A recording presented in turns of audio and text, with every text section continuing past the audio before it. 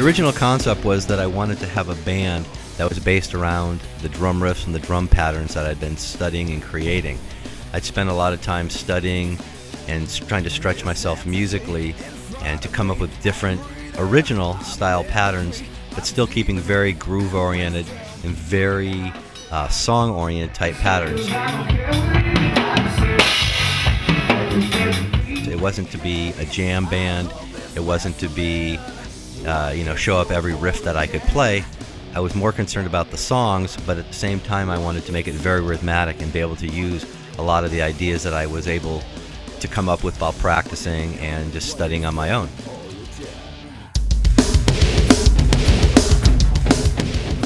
With these ideas and different concepts that I had as far as songs and different drum patterns, obviously I needed the rest of the band, and I needed to be able to find a guitar player, keyboard player that I could work with, and I was able to adapt to what I was trying to do instead of just coming in with all his ideas and expecting the drummer to play the traditional role and just sort of follow what he was doing.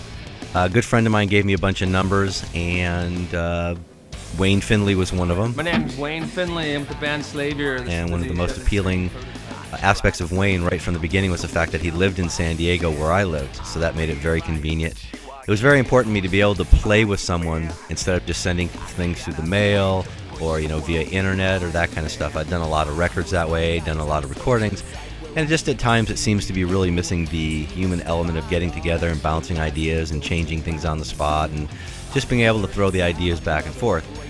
So basically, Wayne was out on tour with MSG. When he came back, I sent him a few ideas. He put down a couple of his ideas to my ideas, and basically we were off and running. It was the things he did were, first couple ideas were Shatter, Dove, and Alter, and it just turned into a really nice, comfortable working relationship. One of the few guys that I've ever met that have been able to take what I do and play to it and create to it without having to change this and change that.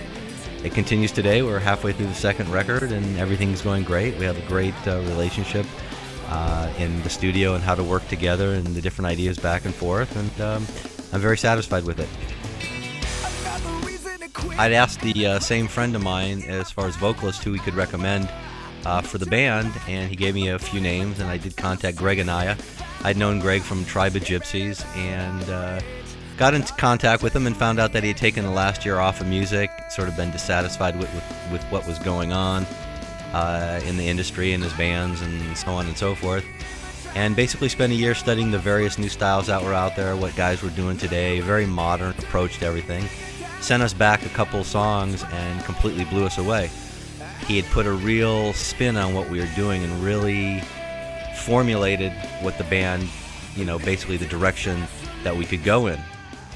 It was very interesting that in the beginning I told Wayne that I thought that two things were going to really play big into this band as far as its sound and its success, and the real truth of the matter that it wasn't Wayne and I, it was going to be number one, a singer, and obviously that happened with a very unique singer, and second, it was going to be an engineer.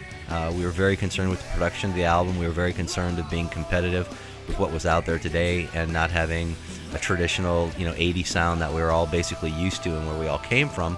And it was very important to move into a modern era and a modern recording technology.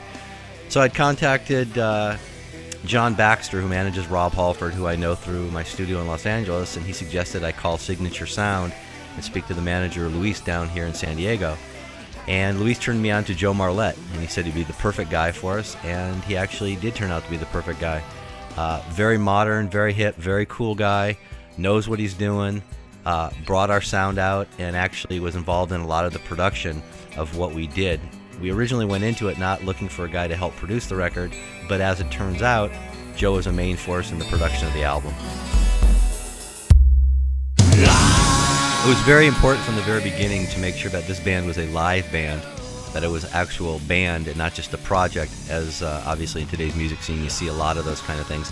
I didn't want this to be considered Mark Zonder's project or what he's doing when he's not playing with other people. This is my main band, and actually my only band, and I wanted to make sure that was very clear. And it was very important for us to go out and play live. So at the end of January we decided to play 2 shows up in the LA area, and they turned out great. It was very important for us to see that the music could translate in a live forum. So we're very much looking forward to taking this on the road taking it up the coast, taking it across the United States, taking it to Europe. We're basically game to play anywhere. We had a great time. It was very important for all of us that when we started this, the one thing that we had in mind, obviously as well as selling records, was that we wanted to have fun. I know it sounds very cliche, but we wanted to sort of get back to basics where playing was for playing's sake and just really enjoying the playing, not worrying about the tour bus, the merchandise, the this, the that, the grape juice, the backstage, whatever. We just wanted to play and convey the music. We were so excited about what we had created and what we were doing, we wanted to put it out in a public forum.